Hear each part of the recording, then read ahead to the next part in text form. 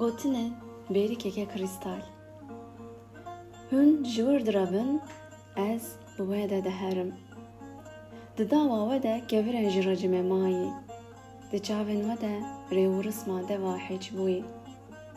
Di bêrîka min de çend qurnefîlên muntehir, bi xêr û gunehên deftera zimanê axir. Mîna ji şoreşeke denkçilmisî vegeriyabim, mîna bi serserî berî dabim dara benîştokê. Bi wê de diherim, bi wê de diherim. Di nava didanên yexra de dicûm jiyanê, da naqurtînim girekek kor e zeman. Qelbiyê nazanim, xeribiyan nakim, xasim, nasim, dinasim. Bikitekit bejna her darê, çaviya her zinarî. Belede her deştê, balayê neh birame. Hemî dinya nake bi kulavê sorê Xorasanî.